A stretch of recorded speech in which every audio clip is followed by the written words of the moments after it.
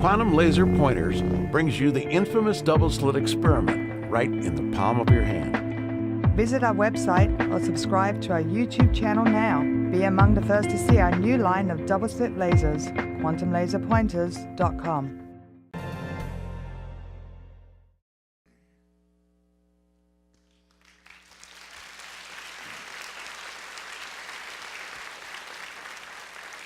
Here we are again. Good evening. It's a beautiful, gorgeous summer night in New York, and here this place is full of people who want to talk about holograms. And wow. You know, World Science Festival is so great. My name is John Hockenberry. First of all, I'm the college dropout news guy who's going to hang out with Nobel physicists tonight. Perfect for this job. Oh my God. How did I get here? Seriously. You know, we think of, this season as the World Science Festival. It's the beginning of June. The weather starts to get great. You know, tonight at the Brooklyn Bridge Park, it's supposed to be one of the best viewing nights in New York. And there aren't many really fabulous viewing nights in New York, so I urge you to do that. I mean, it's a beautiful, clear night. Everybody's out in there. It's kind of like prom season. We think of the World Science Festival as the prom for all the scientists who maybe didn't get any dates, didn't know there was a prom. And I actually polled our panel tonight. 3 clearly did not go to the prom, didn't want to talk about it, and 1 didn't remember at all. You may be able to figure out who is who tonight. I'm actually perfect for this gig for another reason, because I actually inadvertently helped to solve one of the most serious problems in physics back in the 1970s. I was on a team that helped to do that. I was enrolled at the University of Chicago as an undergraduate, and I tested into the top science section, basically junior year of science in my freshman year. And it was taught by a protege of David Schramm, one of the Nobel laureates at the University of Chicago, the late David Schramm, brilliant physicist, and part of the University of Chicago program, which gave us Enrico Fermi and so many others, and Chandrasekhar, and I was in this program and very excited. I go to the first lecture, and it was taught by one of these proteges, a Central European fellow. I can't remember his name now, and it will become clear why. He said, hello everyone, it's great to see all of you here. We have a very serious problem in physics. The problem is, it's a simple problem, but a serious problem. It is too many physicists. And so in this course, if you're getting B minus, you'll get F. If you're doing B plus A, you will get A. I went into the news business and thereby helped to solve the very serious problem in physics of too many physicists. So, and a lot of the panelists tonight are possibly grateful for that. So you are here to talk about and to listen to one of the most exciting, fascinating, also difficult principles that's now being kicked around in physics and cosmology, the holographic effect. And it involves a couple of concepts that actually we have a lot of intuitive sort of sense of. And I want to present 2 of those tonight before we introduce the panel and get started here. One is the idea of information. Information. We think we know what information is, right? Information is very, very, like, you know, here you go, information, right? Now that isn't the New York subway system, right? But it is enough information to specify how to get from point A to point B, and if you understand how to read the subway map, you can get from point A to point B. The information isn't exactly the same as the subway, but if you don't have the information, the subway is useless to you. And somehow it sort of maps directly, I mean, it is a map, right? It maps directly onto the subway. And of course now, the subway map, nobody has one of these, right? It's all on your smartphone, which means it's stored on a tiny piece of silicon. And so therefore, what the volume of this can actually be mapped directly to a volume, 1/1,000,000th the size. Take, for example, this. Anybody got one of these anymore? No. I mean, this specifies the number of synonyms. I don't know what the hell it actually is, but it's a thesaurus. and it actually also fits in a tiny piece of code in Microsoft Word.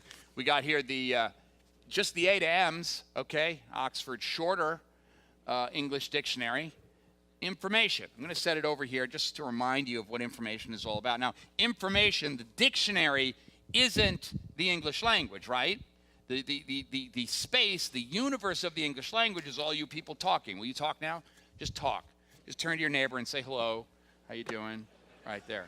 See, that is the space called, that is the universe of the English language that you are hearing. It is not the same as this book, but it sort of maps on to this book. And there's enough information in this book to make predictions about what it is that you're saying, so that if you actually talk to me, I know what the hell it is that you're saying. Unfortunately, I probably won't know what the hell it is most of the panelists are saying tonight, so I may need your help with that. Nevertheless, there is information in what they say. The information maps onto a space where we can make predictions. It is information that allows us to be conscious beings. It is information that allows us to be living beings if you think of DNA as information. Now, the information we're going to talk about tonight is much more complicated, but the idea of information as a map, as a specification of a much bigger space, is sort of the beginnings of what we're talking about here. Now, the other thing is holograms. Right? You know what clap if you know what a hologram is? Right? Hologram? All right. I should have said, clap if you think you know what a hologram is. Yeah. Let me introduce our panel. Please welcome Raphael Busso.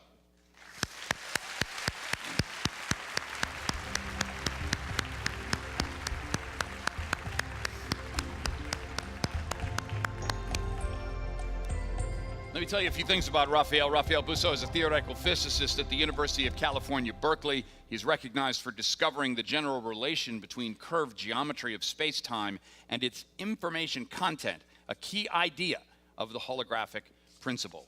Please welcome our next panelist, Herman Verlinde.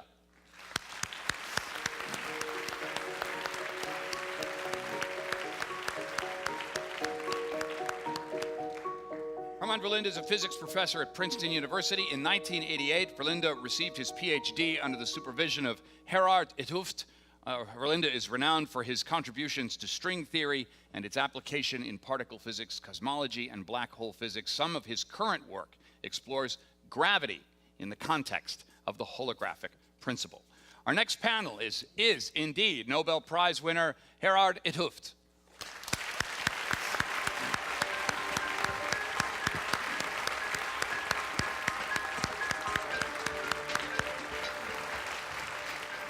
Gerard 't Hooft received the 1999 Nobel Prize in Physics for his doctorate work in theoretical physics. He's a professor of physics, and of his many achievements, he was the first to propose the idea that would later become known as the holographic principle. And finally, our fourth panelist, Leonard Susskind.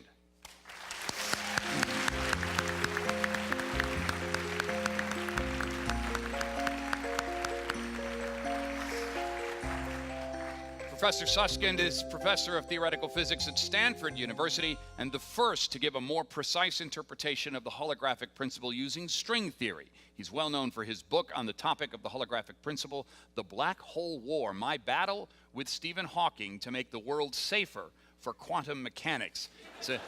It's a fantastic book. I highly recommend it. Please welcome the panel. Back in the early 1970s, Stephen Hawking wrote down an astonishing equation. It would include relativity, it would include quantum mechanics, and it would include information. Hawking's rather simple equation brought us a step closer to understanding the relationship of quantum physics and black holes.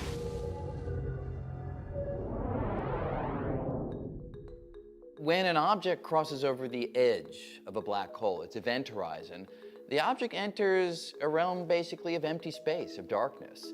And it continues to be dragged toward the center of the black hole, toward what we call the singularity, where it gets crushed out of existence. Every object, in some sense, contains information because it contains a very specific arrangement of particles. So where is the information that describes the arrangement of those particles? Where does it go? Hawking's description of this process was that the energy remains, but the information disappears. For many years, for decades, people wondered, is Hawking right? Is the information obliterated and disappears from the universe, or is it still there and perhaps can be in some way retrieved? The destruction of information was counterintuitive, and it didn't match the rest of the things we knew. In all parts of physics, we had a situation where information doesn't get destroyed. So it was a bit puzzling.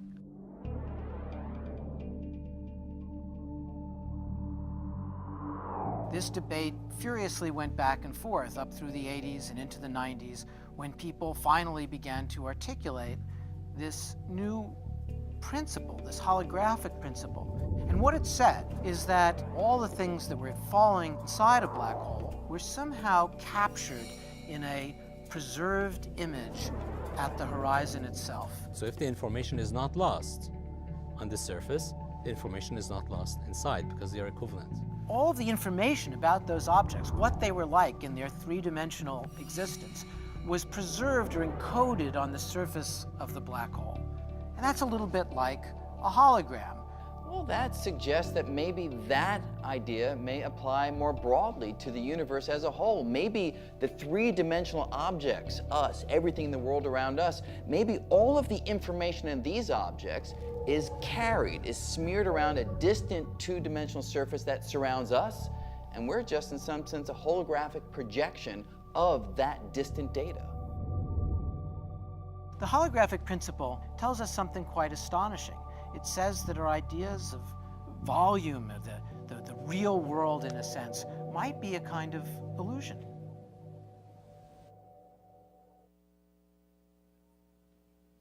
So, are we real or are we just holograms?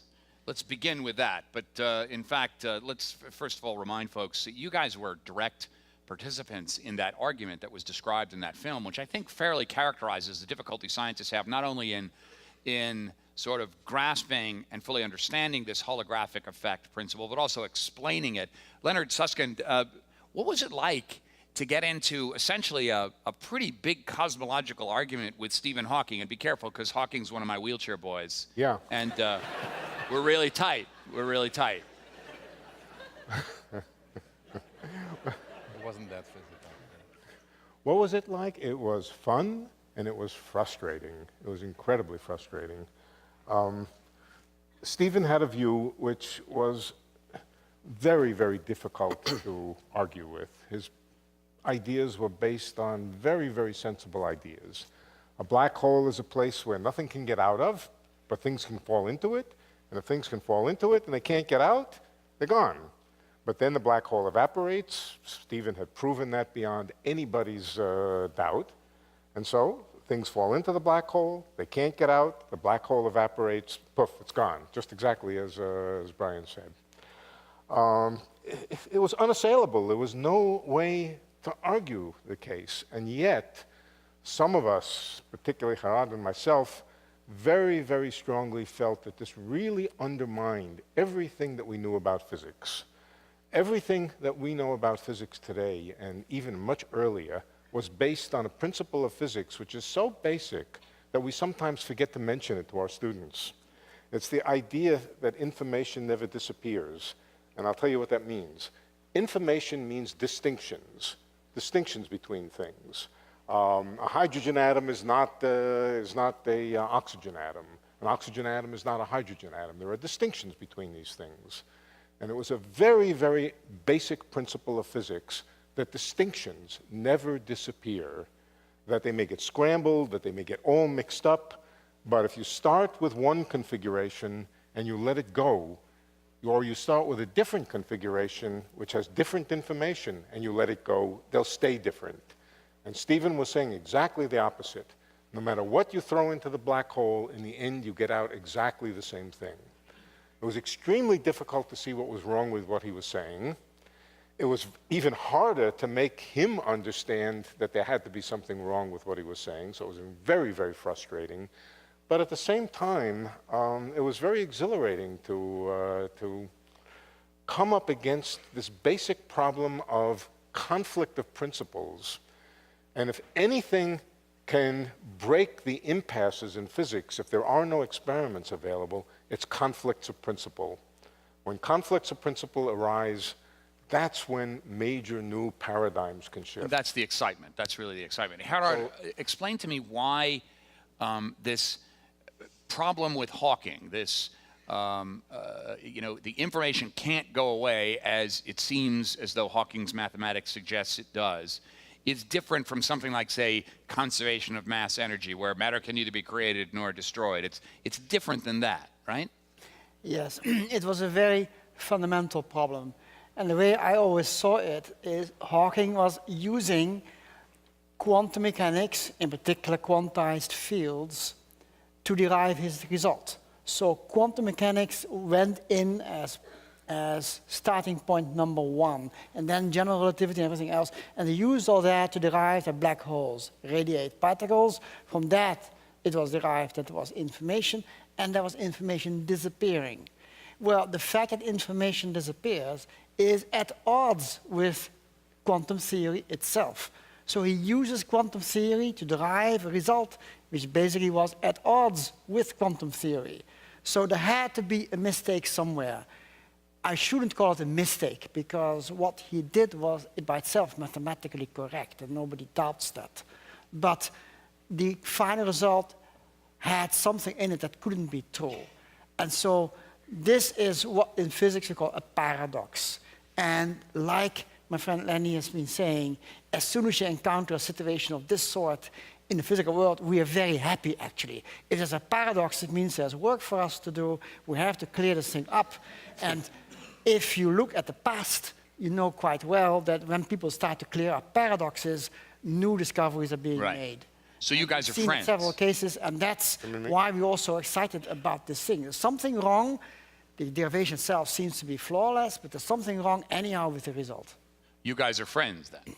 Of course we are. Yeah. Herman, let me ask you a question just about this issue of information, and then I want you to go back. I definitely want you to go back. Why does the universe need information? Why does it need to have this information? Why does a rock need some sort of informational image? What you call information, we as physicists would just write as terms in equations, right? We think of the physical world as being driven by mathematical formulas. In these formulas, there are what you call degrees of freedom.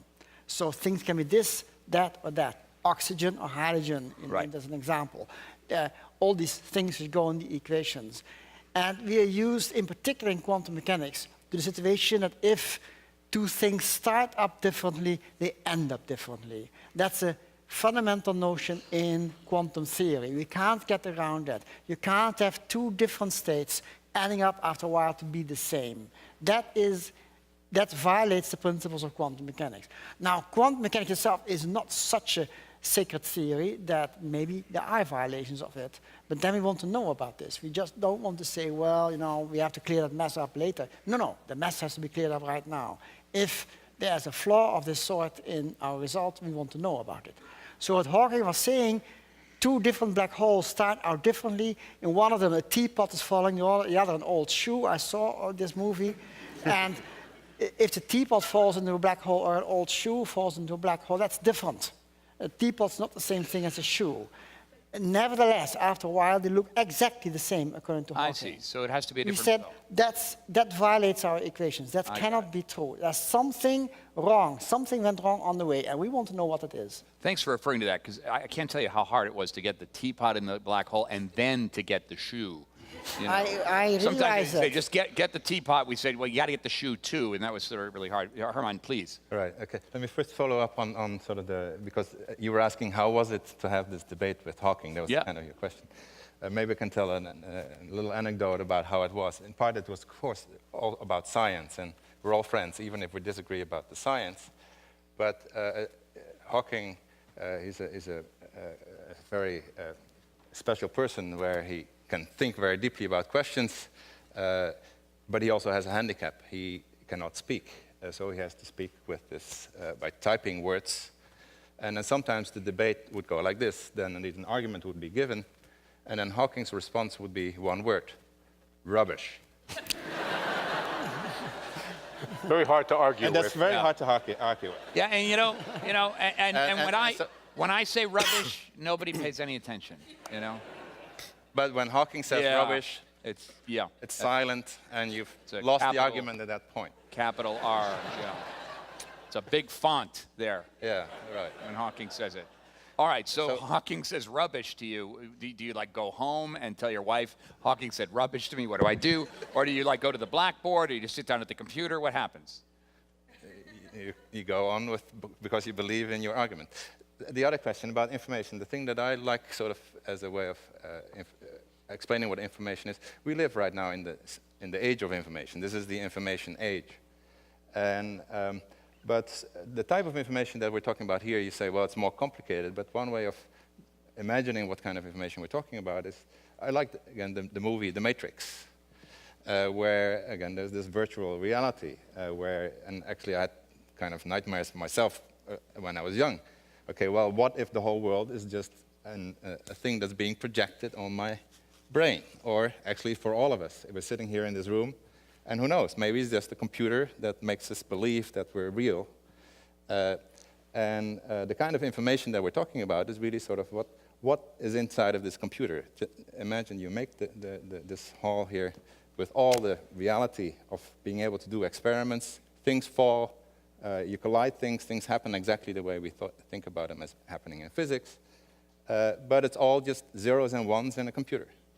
And in principle, you can quantify how many terabytes, how many gigabytes, how many, I'm not sure if I forgot what comes after gigabytes, but there's information in that computer, and that's the kind of information that we're talking about. So when you say information, you say that physicists believe and cosmologists believe that it is possible to map every aspect of reality that we are experiencing here into some sort of stored code that specifies precisely everything that's happening here, what people smell like, who is mad at who's wearing like dirty shoes, and what they're even thinking about. Right. You can imagine that that's the way it goes. Now, is that something scientists are imagining, or does quantum mechanics insist that that must be so? Raphael? Quantum mechanics, in a way, is based on information. It's a theory of information. The way that we would describe the world, the room being full of people or not full of people, an electron being in this place or in that place,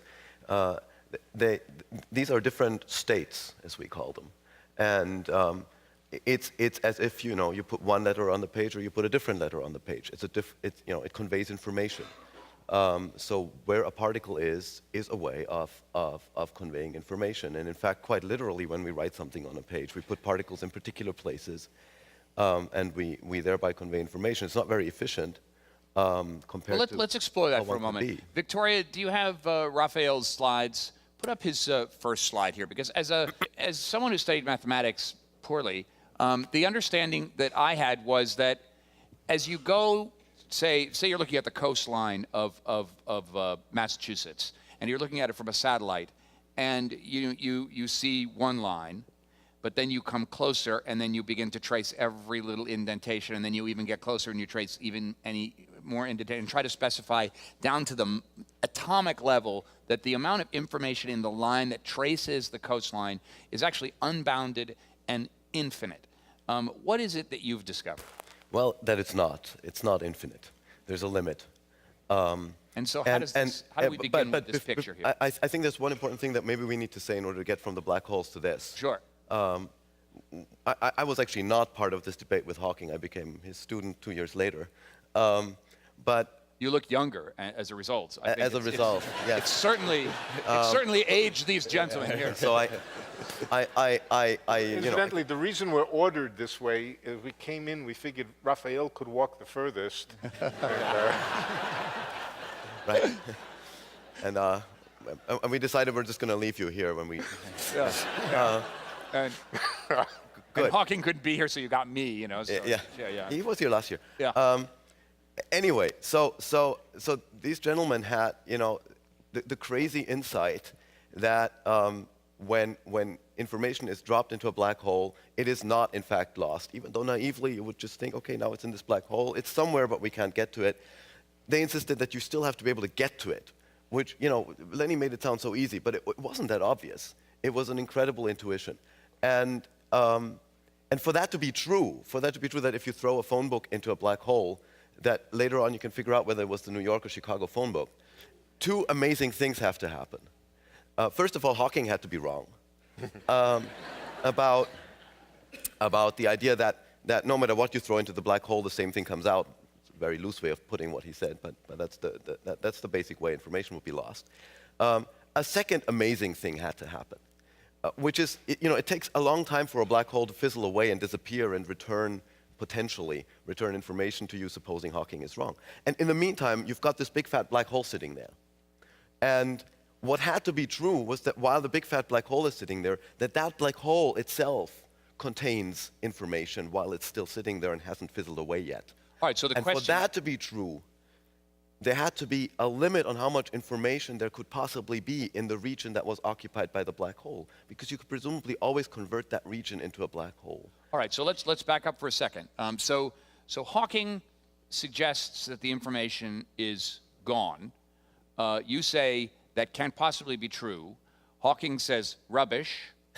And then you go about saying, well, no, we're going to find where that information actually is. Leonard, and before we get to Raphael's slide here, where did you find, or where did we find that information that Hawking says is gone in the black hole is actually stored? Okay, so one of the things that we found is, I'm sorry to say this, John, but that turned out to be a bad question.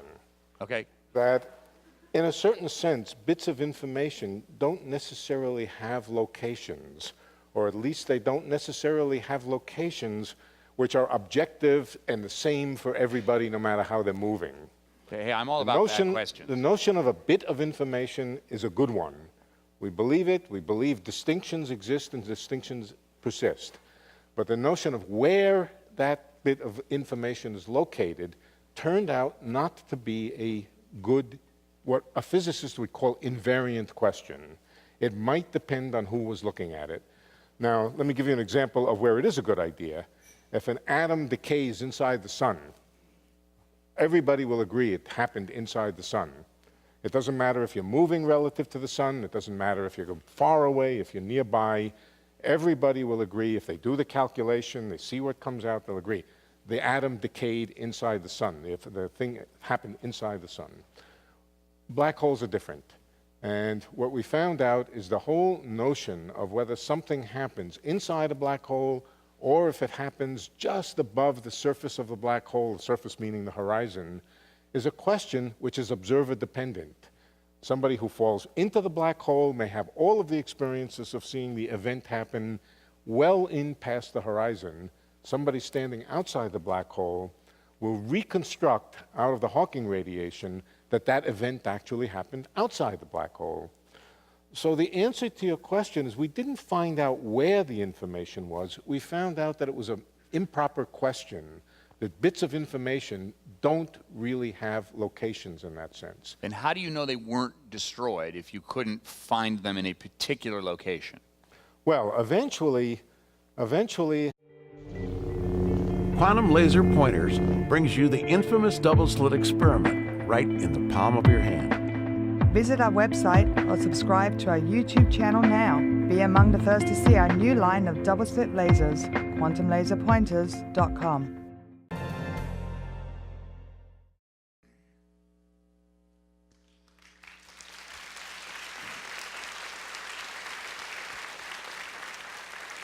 Here we are again.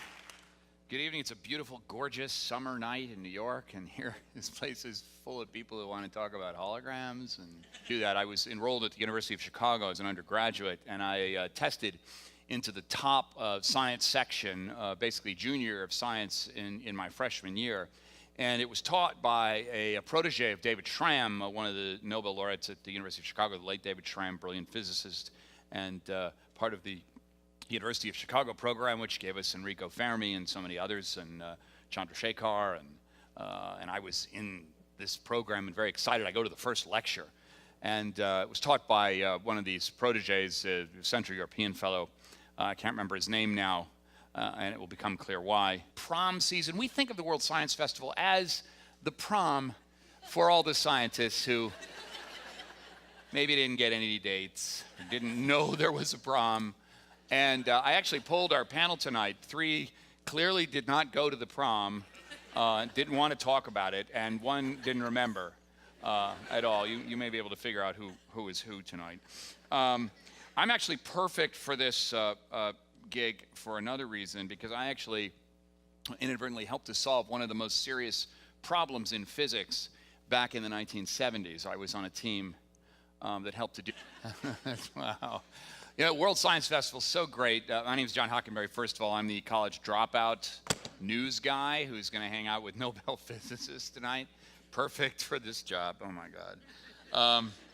How did I get here? But seriously, you know, we think of, you know, this season as the World Science Festival. It's the beginning of June. The weather starts to get great. You know, tonight at the Brooklyn Bridge Park, it's supposed to be one of the best viewing nights in New York, and there aren't many really fabulous viewing nights in New York, so I urge you to do that. I mean, it's a beautiful, clear night. Everybody's out in their summer. It's kind of like, he said, hello, everyone. It's great to see all of you here. We have a very serious problem in physics. The problem is, it's a simple problem, but a serious problem. It is too many physicists. And so in this course, if you're getting B minus, you'll get F. If you're doing B plus A, you will get A. I went into the news business and thereby helped to solve the very serious problem in physics.